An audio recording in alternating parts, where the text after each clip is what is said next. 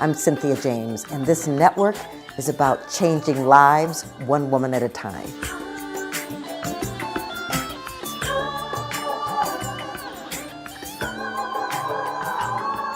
Welcome to Women Awakening. I'm your host, Cynthia James, and I am so excited because I get to come to you and I get to introduce you to extraordinary women that are change makers, that are making a difference in the world. I believe that it's our time to emerge on the planet as women, and that by meeting other women that are way showers, it just lets us know that there are infinite possibilities. And so I hope you will subscribe. You can find us on Spotify and iHeart and iTunes and YouTube. We're in a lot of places. Join the community and meet extraordinary women. So today, my guest is someone new in my life. Her name is Judi Miller, and she started her career as a certified public accountant, and then she excelled in the world of finances. But today, she is working with spiritual visionaries and is trained in ancestral and energy clearing. And her journey has brought her to numerous lessons around the nature of the Creator, forgiveness, and the trajectory each soul follows. Her book is called Perfect, A Path of Love, Forgiveness, and Transformation. Oh, Judi, welcome. I am so glad that you are here. It's great to be here. It's such an honor, Cynthia. Thank you. So I want to just start at the beginning, because I want women to know that successful women aren't just born with this silver spoon in their mouth, that they just drop into success, that there's a journey. So tell us a little bit about how you grew up and what kind of childhood you had. Sure, I'd love to. So I was actually born in Trinidad. For people who don't know where Trinidad is, it's actually an island in the Caribbean. And I moved to the US when I was very young. And Cynthia, I never felt like I fit in. It's not about race or discrimination. I just didn't look like other people. And I was also from a mixed heritage. So no one ever accepted me as part of them or part of their group. And what I realized on this journey was that our outer experiences and our outer life is just a reflection of what we hold inside of us. So because I felt different, I made myself different. So Cynthia, have you ever been afraid? Oh, yes, yes. Well, so thank you so much for being so honest. So as I look back on my life, I realized that I lived most of my life from a state of fear. I was afraid of not fitting in, not being enough, being different. And I also had this unexplainable fear of being sexually assaulted. I had never been assaulted. And as a child, I could sense and feel different spirits and energies around me. So as a child, this was extremely confusing. And this continued for most of my adult life. So I started my career as a CPA, as you mentioned, and then I went into work in the world of finance. So here I was living this very traditional lifestyle, but then coming home at night, terrified of the things that I couldn't understand. Wow. Well, first of all, I've been to Trinidad, and it's a beautiful island. And I just want to just acknowledge that what you were saying about not belonging, there are so many of us on this planet who have like, why am I here? I don't fit. So I totally get that. And I would like to know, what was the journey to finding out what those fears were attached to that made no sense to you? Oh, I'd love to share that, but I would love to comment on something that you said. So much of my story is about letting go of the stories, the labels, and judgments that don't serve us. So for most of my life, I felt like I was nothing. No matter what I did, I felt like I was nothing. But I realized that in the nothingness, we could actually be anything that we want. So without those stories, labels, and judgments, we could truly emerge as our true and authentic self. So I just wanted to address that because you brought it up. But in terms of what I discovered was several years ago, I had a hysterectomy and I found a healer to help me heal from my surgery. But we continued to work together to explore this unexplainable fear that I had of the night. And what we learned, Cynthia, is that a lot of the fears that we have are not even our own. The science of epigenetics shows us that we could actually inherit the pain and the trauma from our parents and our ancestors. They've actually shown with Holocaust survivors, the pain and the terror that they experience could actually be passed down to their children and their grandchildren. So that fear that I felt every night, that fear that I felt of being sexually assaulted, what we found out wasn't actually my own. It was actually a cellular memory from the pain and the trauma that my mother went through when she was a 12-year-old child and when she was attacked. They say every female baby is born with 2 to 3 million of their reproductive eggs at birth. So for most of your mother's young childhood, as well as her adulthood, you were actually in there as an unborn egg. So on an energetic level, you actually experienced all of her triumphs as well as her traumas. And that's what it was for me. But Cynthia, my story does not end there. There's actually a shocking connection to that very healer that I trusted to heal me in this lifetime. And in that moment of revelation, I could have felt fear, I could have felt anger, I could have felt betrayal, but I didn't. What I saw was the ultimate perfection of the universe. I saw how all of our souls are actually interconnected across lifetimes and how we can truly never get it wrong. We're always given that opportunity to heal.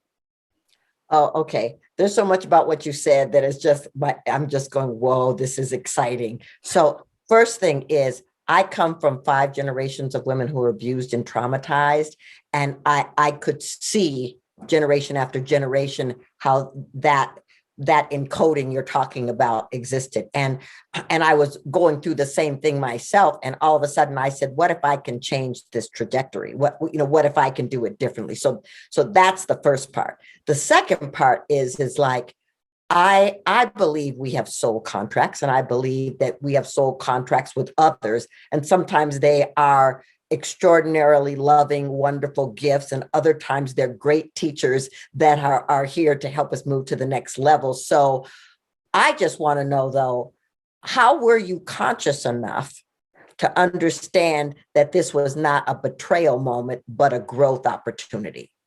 So throughout that experience, what I was doing was actually learning to open my heart. Mm. And as I opened my heart more and more miracles actually came in. And I view life as a project. And when we view life as a project, we don't take things so personally. We could actually step back and actually see the gift in every moment. Oh, absolutely. I mean, you and I talked, you had seen my TED talk, and I would not wish my childhood on anyone, but it has definitely informed who I am today and the work that I do today. And so I want to know what you're doing in this moment. I mean, I want to talk about your book, but what are you doing in this moment? How are you in service to humanity? Mm-hmm. Yeah. And, you mentioned that I was in finance and a CPA for so much of my life. But when I went through this experience, I looked out into the world and realized that there's so many people who feel like they're not enough, that they're different, that they're not worthy. But none of that is true. We're all born worthy. We can truly never get it wrong. And, when you have that experience, you just want to share it with everyone that you possibly can. So I actually left the world of finance about a year or two ago. And my mission has really just been to share the story with as many people as possible. Awesome. Okay, so where'd the book come from? how did this book get birthed? So it was just, I went through so many experiences that it almost sounds like near-death experiences that I went through, but I was actually dying with my eyes wide open. And I just felt this call and this mission to write this book. So as a CPA, they say most accountants don't know how to write because we're so analytical and we're so into the numbers. But I truly felt that the experiences that I had were truly a blessing. And a lot of the writing was truly channeled. Yeah. So perfect, I'm assuming, means that everything is perfect. Everything is in alignment. Everything is here to service. And Cynthia, a lot of people can't feel that. They feel contracted with just the word perfect. And it's interesting. I believe, and I told you I loved your TEDx talk because so much of it resonated with me. I believe the stories that we create in our mind are not always true, Right. but our bodies tell the truth. Yes. Absolutely. So the three things in tagline are love, forgiveness, and transformation. Why those three topics? So forgiveness, I chose forgiveness, and there's so many different definitions of forgiveness. Mhm. But for me, forgiveness is really simple. It just means to forego or to let go of. So painful and unwanted events are going to happen to all of us. We could literally experience it once, or we could play it over and over in our minds until it becomes our story, it becomes our identity. So for me, forgiveness is truly just letting go of those contracted stories and energies so we can move forward and experience happiness. It's not about condoning the actions of another person. And there's a famous quote, and it's often credited to Nelson Mandela. Resentment is like drinking poison and expecting the other person to die. So that's exactly what unforgiveness is to me. Yeah. And so, you don't become a teacher like you are without having to practice. And so I'm wondering, in your personal life, where have you had where have you had to practice forgiveness, so that the truth of what you know has become your reality? So the biggest forgiveness is really that connection to the healer. So I've had to practice forgiveness all of my life, and I think many people do as well. But the big revelation was with that healer, realizing that the past life connection that she had to my family, she was actually the person, the previous soul. And I know my story sounds a little unusual and a little uncommon, but she was the soul that actually inflicted the pain on my family. Mm. And to actually see how we're giving a choice to come back and to heal is so beautiful, that I saw the love in that situation. Well, yes, and how prepared your soul was to have that experience and to have your own healing, and really, to heal the generations of the abuse that happened by your transformation and your transcendence. I just think that that's beautiful. And I want to say that your story doesn't sound different to me. I mean, I have done many past life regressions and things like that to really for me, whether you believe in past life or not, what I think it did for me was that I got to see where past lives were informing what I was to learn this time, what I was Mm. to learn and how I was to grow.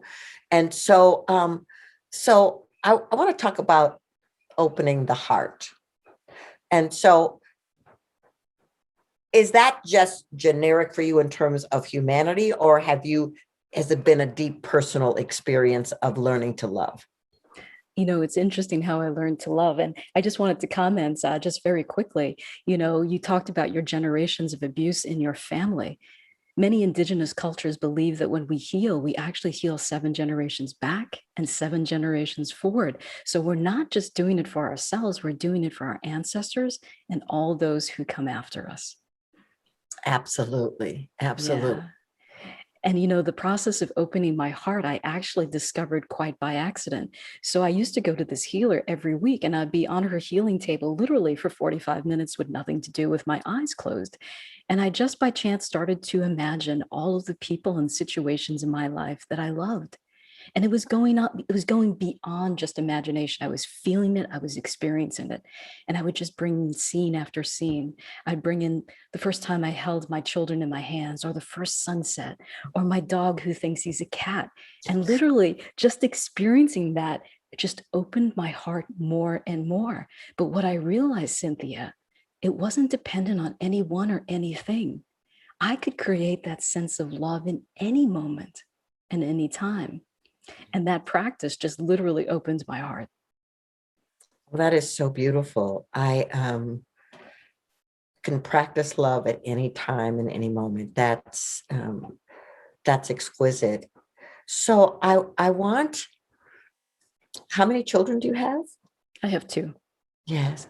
And what do you think has been the greatest gift that you've given them?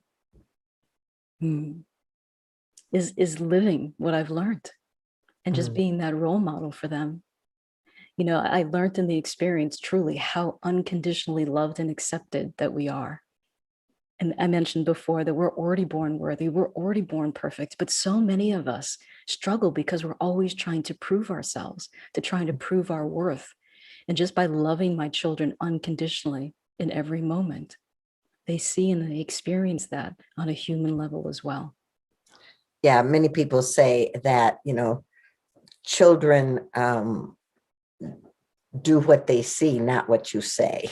And so you're a living example of love and forgiveness in action. And so they get to experience that. And I think it's beautiful. I guess I when you go out into the world and you speak to people and you work with visionaries and things, um, I know you're telling them that they're worthy and that they're important, but what do you invite them into when you're working with them? Sure. So I like to use an acronym called NEST, NEST, like a bird's nest. And Uh-huh. the N stands for notice, to actually notice our thoughts. We have 60,000 thoughts a day. 95% of them are actually the same ones we had yesterday and the day before. And 80% of them are negative. And as humans, we're hardwired because thousands of years ago, it was critical for our survival to notice and to remember the negative aspects of a situation.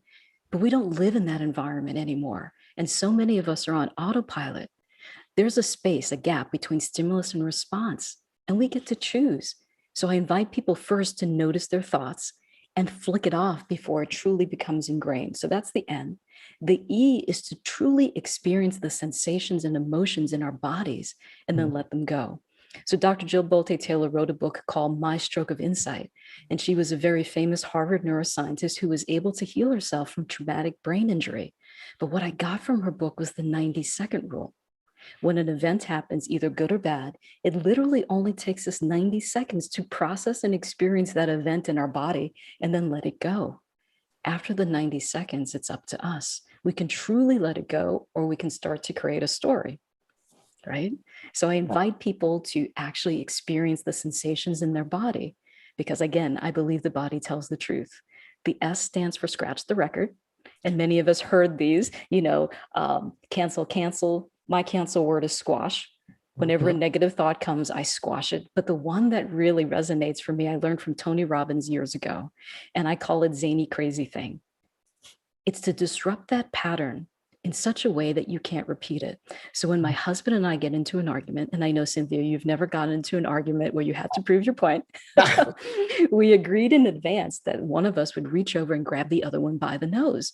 So, of course, we start laughing because it's just so crazy and so stupid, but it disrupts our cycle of repeating that same pattern over and over. So, I invite people to come up with a zany or crazy thing that they're going to do before they start repeating that pattern that they know that they have.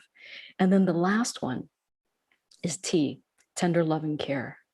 I feel that so many of us feel unloved, unlovable, disconnected because we've abandoned ourselves. We've abandoned the creator of our understanding, the God of our understanding, but we've also abandoned ourselves physically, mentally, and emotionally. And again, I love your TEDx talk because you talked about this radical self-love. And so many of us have forgotten to love ourselves. And it's not arrogant because when we love ourselves more deeply, we have more love to share with others. So when I work with people, we go through these various cycles so they can incorporate it into their own lives. I love it. Well, I tell all of my clients that the body has a language, and when you learn the language, you get you get to do extraordinary things. So I love Nest. And Cynthia, our body is an infinitely intelligent blueprint. The different traumas and the stories that we hold actually get attached to certain parts of the body. So you're absolutely correct. It's pretty cool. All right. So before I ask you my last question, how do people find you? How do they find your book and connect to your work? The easiest way is to go to my website. My name is spelled a little different. So it's Judi, Judi Miller, MILLER.net. My social media handles are there, my blog posts, my podcast. It's all there. And Cynthia, I have a free ebook, especially for your listeners. It's called Awaken the Creator Within, totally free, and they can find it on my website. Awesome. Okay, ladies, I hope you wrote that down, judymiller.net. Okay. This is great. So here's the last question. I ask the same question of every guest. What is the one thing you want women to know about the importance of their awakening? Hmm.